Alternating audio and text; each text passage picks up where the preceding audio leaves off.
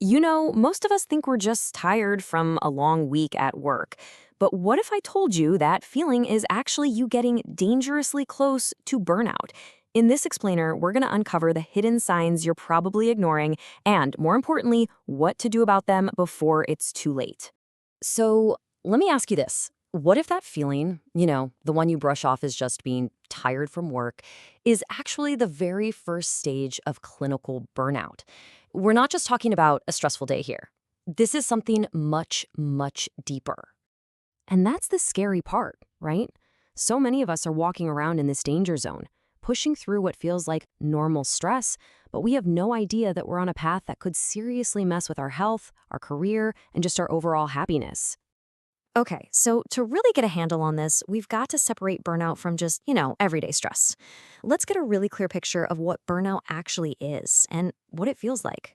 So here's the official definition, and there are two phrases here that are absolutely crucial: prolonged stress and doesn't go away with rest. See, this isn't about a bad week or a tough project. It's this chronic, deep exhaustion that a weekend binge-watching TV just won't fix. And this visual shows the difference perfectly. With normal fatigue, you have a couple days off, and you feel pretty refreshed by Monday. But with burnout, you take that same weekend off, and you still wake up feeling like you haven't slept at all. That feeling of just being completely depleted, that's the key. And hey, if any of this is starting to sound a little too familiar, you are definitely not alone. I mean, just look at this data. A huge chunk of workers, especially millennials and Gen Z, say they're experiencing burnout. This has become a full-blown epidemic in the modern workplace. All right, so now we get to the heart of it. We're going to break down the 5 most common red flags. These are the really specific signs of burnout that are incredibly easy to just ignore or chalk up to something else. So here they are, the big 5. It all starts with that crushing exhaustion, but from there it can spiral into cynicism, feeling unproductive, weird physical symptoms, and even pulling away from your social life. Let's jump into that first one.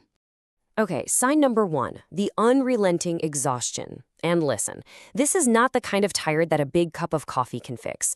This is a deep, soul-draining fatigue. It feels like it's settled into your bones. You wake up already feeling tired and you just slog through your day with absolutely nothing left in the tank. Next up is a huge mental shift: cynicism and detachment. This is when the job you used to find pretty meaningful now just feels pointless. You might feel super jaded or totally disconnected from your work and just not interested in the things you used to care about. It's basically your brain's defense mechanism against all that chronic stress. And that cynicism, it almost always leads straight to this: dropping productivity. And let's be super clear here. This has nothing to do with being lazy. Your performance tanks because your brain is just depleted. Tasks that used to be easy now feel like climbing a mountain, and trying to focus is a real struggle. Now, burnout doesn't just stay in your head. It actually starts showing up in your body. We're talking about things like frequent headaches, stomach problems, tense muscles, or even getting sick more often because your immune system is taking a hit.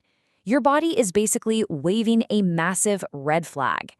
And finally, sign number 5, social withdrawal. Burnout doesn't just stay at the office. Nope, it follows you home. You might find yourself canceling plans with friends or feeling way too drained for family stuff. You start to pull away from the very people and activities that are supposed to recharge you. So if these signs are so obvious, you gotta ask, right? Why do so many of us miss them? Well, that brings us to a much bigger cultural issue, what I like to call the culture of exhaustion. This quote just nails it, doesn't it? In so many jobs, we actually celebrate the very behaviors that lead to burnout.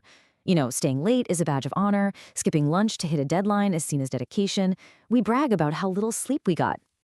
When you get right down to it, we've been taught to see exhaustion as a normal, even necessary part of being successful. We've mistaken it for some kind of rite of passage, instead of seeing it for what it is: a serious warning sign. Okay, I know that was all a bit heavy, but here's the good news, and it really is good news. Just recognizing the problem is the biggest step, and there is absolutely a way back from burnout. So let's talk about how to start reclaiming your energy. And please, if you take one thing away, let it be this: simply by recognizing these signs in yourself, you have already started to recover. Seriously, awareness is your most powerful tool for making a change. So what can you actually do starting today? Here are 4 simple but incredibly powerful actions. First, set small boundaries, like no work emails after 7 p.m. Second, make sleep a non-negotiable priority. Third, actually schedule real breaks into your day. Don't just hope they happen. And finally, talk to someone you trust. And this is the main takeaway from our entire explainer. Burnout is not a personal failure. It is not a sign of weakness or that you can't handle things. It is simply a signal from your body and your mind that something about your life or your work is fundamentally unsustainable. So I'll leave you with this question. Looking back at those 5 signs we covered, which one really hit home for you? Answering that honestly is your first step. Go ahead and save this so you don't forget and start